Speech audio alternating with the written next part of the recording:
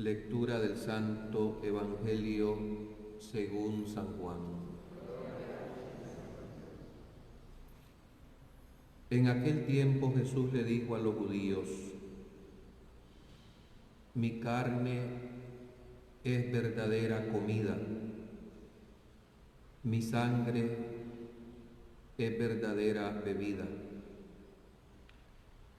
Al oír sus palabras, muchos discípulos de Jesús dijeron: este modo de hablar es intolerable. ¿Quién puede admitir eso? Dándose cuenta Jesús que sus discípulos murmuraban, les dijo: ¿esto los escandaliza? ¿Qué sería si vieran al Hijo del Hombre subir donde estaba antes? El Espíritu es quien da la vida, la carne para nada aprovecha. Las palabras que les he dicho son espíritu y vida, y a pesar de esto, algunos de ustedes no creen. En efecto, Jesús sabía desde el principio quiénes no creían y quién lo iba a traicionar. Después añadió: por eso les he dicho que nadie puede venir a mí si el Padre no se lo concede. Desde entonces, muchos discípulos se echaron para atrás, ya no querían andar con él. Entonces Jesús les dijo a los 12: ¿también ustedes quieren dejarme? Simón Pedro le respondió: Señor, ¿a quién iremos? Solo tú tienes palabras de vida eterna, y nosotros creemos y sabemos que tú eres el Santo de Dios. Palabra del Señor. Por este santo evangelio se borren nuestros pecados.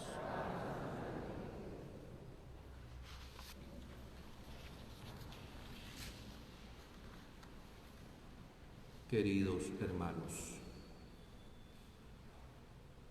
hace una semana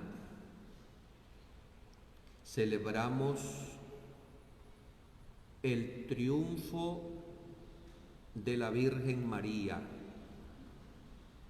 sobre el pecado y la muerte en plenitud, porque el triunfo de María sobre el pecado se inicia desde que ella es concebida sin mancha en el seno de Santa Ana, su madre. Y decíamos hace 8 días que ese privilegio de la Inmaculada Concepción no le preservó a ella de los sufrimientos, los dolores y las pruebas en esta vida. Por eso en María hay méritos. Y una vez que ella termina su peregrinación, como lo decíamos, mirándola en ese triunfo de su gloriosa asunción, es llevada en cuerpo y alma a la gloria celestial. A una semana de esa solemnidad, la Iglesia nos presenta el reinado de María. Efectivamente, nosotros los católicos, contemplándola a ella triunfante, la vemos coronada, y por eso en las letanías, que son requiebros y piropos amorosos de sus hijos, en la última parte de estas le decimos: Reina de los ángeles, Reina de los patriarcas, Reina de los profetas. Y además también ese reinado de María de abarcar las promesas del Antiguo Testamento se proyecta también en el Nuevo Testamento, por supuesto, diciéndole reina de los apóstoles, reina de los mártires, reina de los confesores, y poniéndola a ella con ese culto de hiperdulía que significa no por encima de Dios, pero sí muy por encima de todos los santos, nosotros le decimos a ella reina de todos los santos. Con esta introducción en la octava de la gloriosa Asunción de María, quiero que nosotros consideremos sencillamente en qué consiste ese reinado de la Madre. No es un reinado como lo concibe el mundo, es un reinado completamente de servicio. La primera discípula que en plenitud entiende, obedece y cumple esa palabra de Dios es ella. Aquella acción que evoca, representa en lo que consiste el reinado de Jesús, el Mesías, el Hijo del Padre e Hijo de María, cuando instituyendo la Eucaristía solemnemente en el cenáculo el primer jueves santo de la historia, se inclinó a los pies de sus apóstoles, los lavó, y una vez que termina ese oficio propio de los esclavos y no de los reyes en este mundo, les preguntó a ellos: ¿han visto lo que he hecho? Pues ustedes van a hacer lo mismo que hice yo. Así el reinado tanto de Jesucristo como el de la Virgen es un reinado de entrega total al plan de amor y de salvación de Dios en beneficio de toda esta humanidad pecadora. Con esta introducción en esta fiesta de María Reina, que es una consecuencia de la gloriosa asunción de ella en cuerpo y alma al cielo, pongamos ahora los ojos en los textos de este domingo. Los domingos anteriores al recién pasado venimos leyendo el capítulo 6 del Evangelio de Juan. Historia que comenzó con aquella multiplicación de los panes. Cuando quisieron hacer rey a Jesús, porque pensaban que se les habían acabado sus problemas para tener que comer. Cuando Jesús, sabiendo que esa intención tenían en su corazón para hacerlo rey según este mundo, políticamente, se retira. Y luego reaparece el Señor siempre en este capítulo 6, allá en la sinagoga de Cafarnaúm, donde desprendiendo de aquel hecho de haber alimentado a las multitudes con el pan material, el Señor explica, expone a todas luces que Él es ese pan de la vida. Y todo aquel que come ese pan vivirá para siempre. Y nos venía diciendo el Señor que aquellos que comieron el maná en el desierto murieron, y que el que va a comer de este pan que Él nos da, vivirá para siempre. Con estas premisas que nosotros comprendemos, porque desde que estamos en la catequesis, en esta Santa Iglesia Católica, sabemos que Jesús está vivo, realmente presente en la Eucaristía, llegamos al colofón de este capítulo 6, en este discurso del pan de la vida. Pero antes de poner los ojos en estos párrafos, donde la reacción de la mayoría de los discípulos es de dar la espalda a Jesús, nos introduce en esta temática estos dos párrafos solemnes del Antiguo Testamento en el libro de Josué. El contexto histórico de esta primera lectura es que aquel pueblo que ha visto los portentos, las maravillas y los prodigios de Dios, que salió guiado con la mano de Moisés, que vieron abrirse las compuertas del cielo para alimentarles el maná, que vieron que de la roca que golpeó Moisés manó agua para calmar su sed, que se dividieron en dos las aguas del Mar Rojo para pasar a pie enjuto y dirigirse hacia esa tierra prometida, y todos los milagros y los prodigios. Josué le pregunta a ese pueblo solemnemente si quieren servir a los dioses, a los baales, a los ídolos o al verdadero Dios. Y advierte Josué: en cuanto a mí toca, mi familia y yo serviremos al Señor. Hay una interrogante que siempre conviene hacerla. Tanto como aquel pueblo que nos representaba, que nos prefiguraba, se le cuestiona a quién quiere servir, así también, de alguna manera incipiente en el Evangelio que acabamos de escuchar, Jesús les pone un interrogante, como un reto también a los 12 apóstoles. Tanto en el Antiguo Testamento, en esta primera lectura, como en el Evangelio, hay momentos de crisis.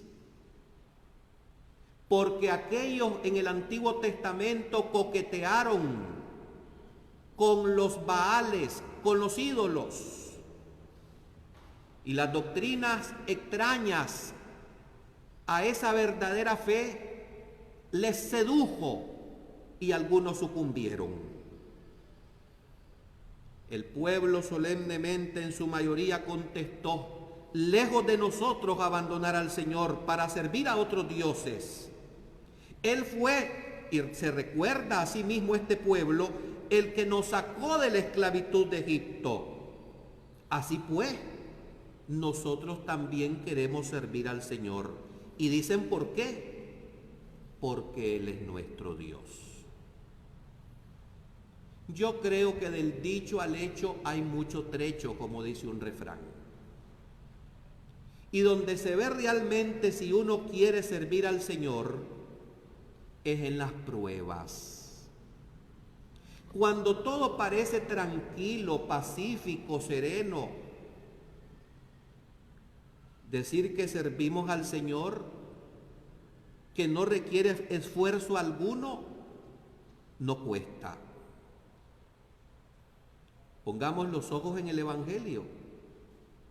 Después de haber dicho el Señor que Él es el pan de la vida, que el que come su carne vivirá, que el que bebe su sangre también tendrá vida eterna, y lo contrario, el que no come su carne y no bebe su sangre no tendrá vida eterna, inmediatamente causa una crisis, una polémica en sus discípulos.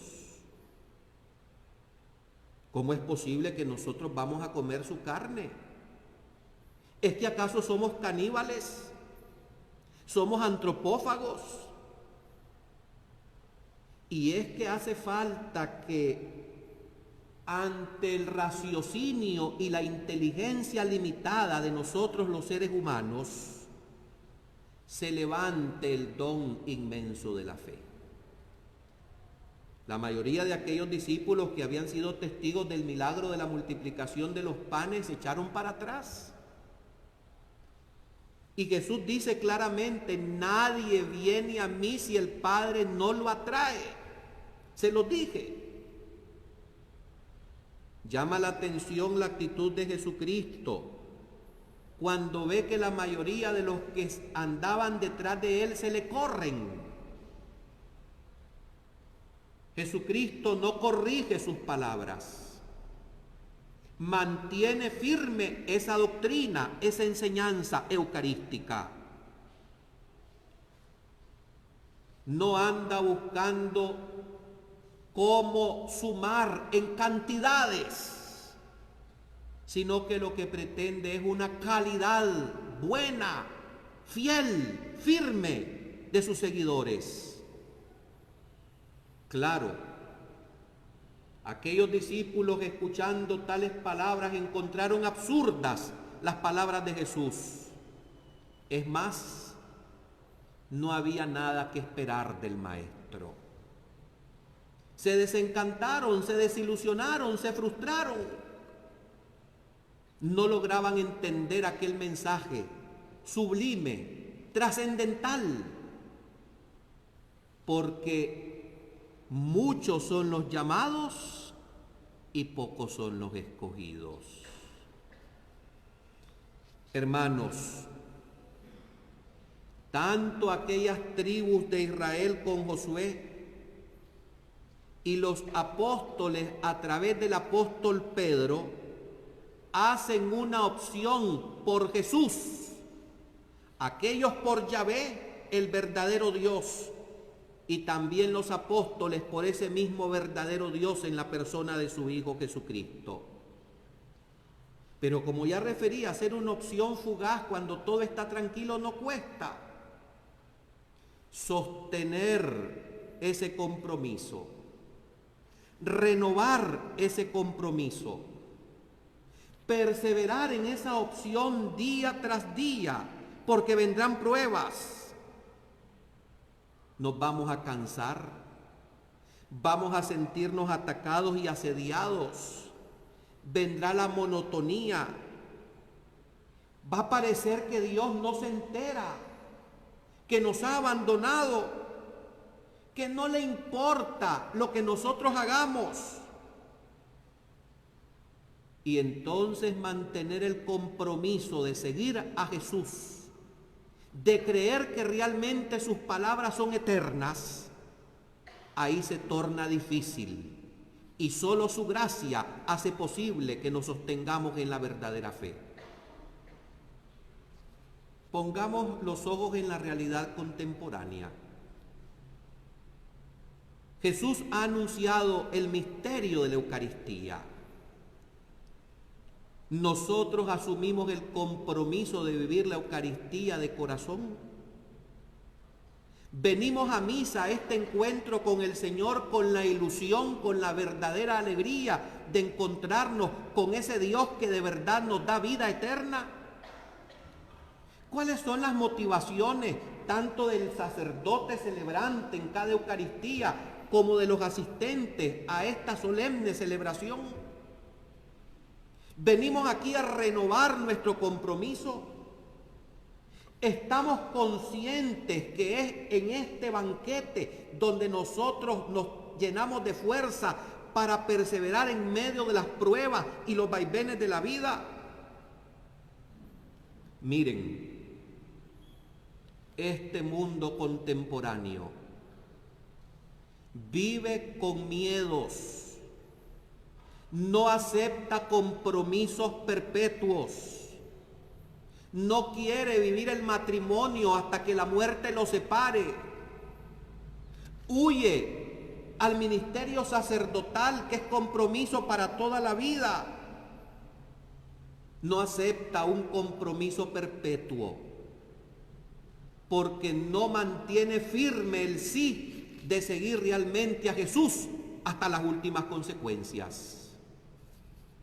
Solamente quien se acerca consciente, movido por la fe al divino sacramento del altar, podrá encontrar esa fuerza que viene de lo alto, que lo ha de capacitar para renovar cada día su compromiso de ser fiel a Jesucristo.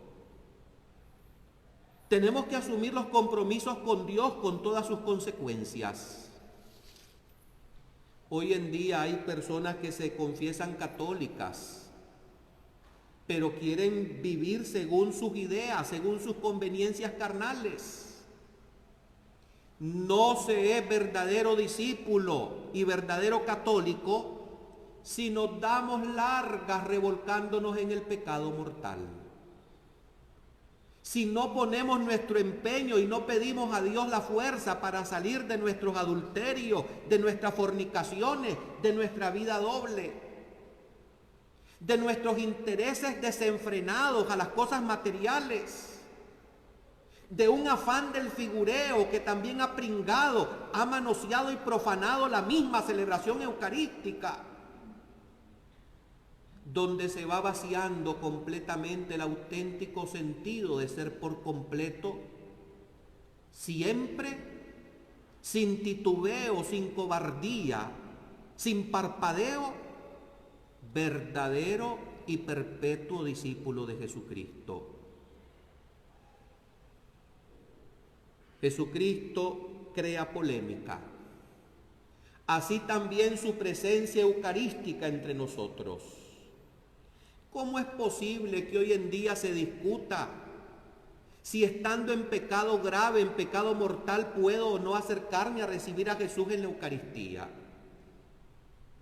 ¿Cómo es posible que quienes hemos sido puestos para iluminar, enseñar, exhortar sobre estas verdades, nos acobardemos y no prediquemos la doctrina sólida de siempre y de todos los tiempos? O estamos con Jesús o estamos contra Jesús. No se puede servir a dos señores. No podemos encenderle una vela a Satanás y una vela a Jesús. El que no está conmigo desparrama, dice el Señor. Esto lo debemos tener muy claro y renovar cada día en medio de nuestras debilidades el deseo de seguir al Señor. Esa respuesta de Pedro tiene que ser la respuesta de esta iglesia. Señor, no entiendo muchas cosas, no comprendo estos azotes que nos están humillando, estas situaciones que estoy viviendo, pero solo tú tienes palabras de vida eterna. ¿A dónde voy a coger, Señor, en medio de esta pandemia que está viviendo el mundo?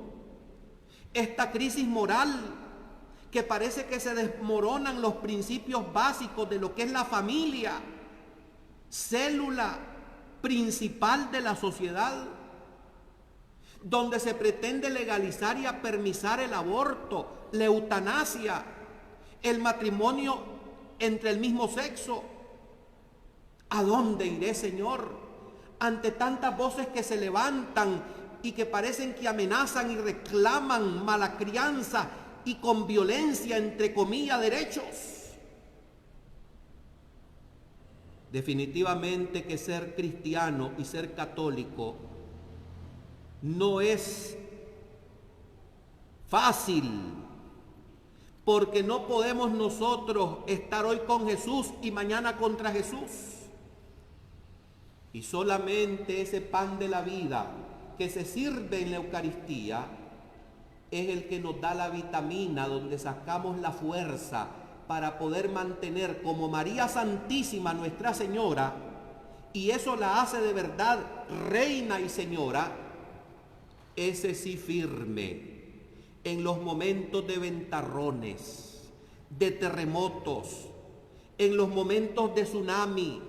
Y cuando hablo de estas comparaciones, me refiero a esas ideologías terribles que hoy parecen entronizarse, incluso en la mente de clérigos, de sacerdotes y de religiosos en la misma iglesia.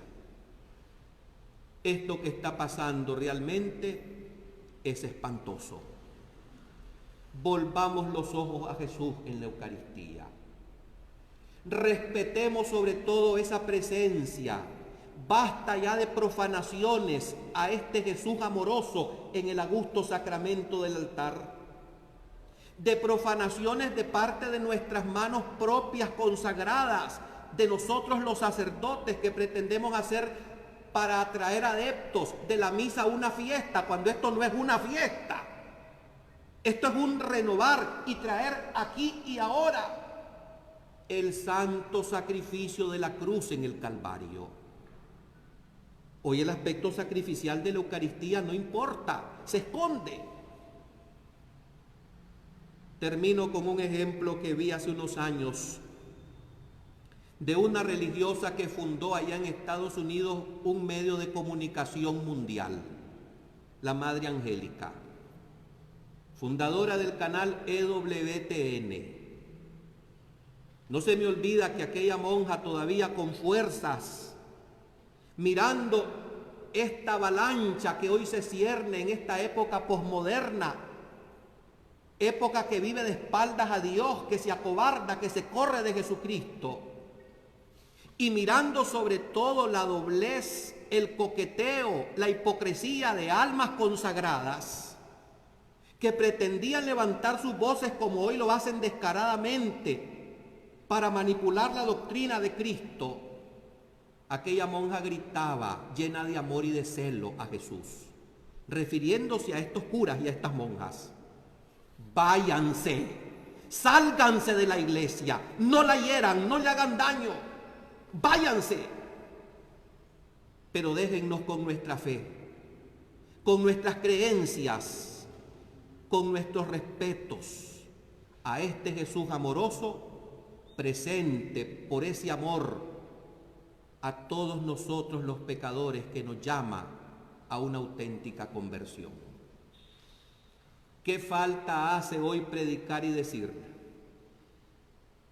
Que no hay perdón si no hay verdadero arrepentimiento de nuestros pecados. Esto poco se predica y es urgente que salga de los labios de quienes hemos sido puestos como expositores de esta verdad.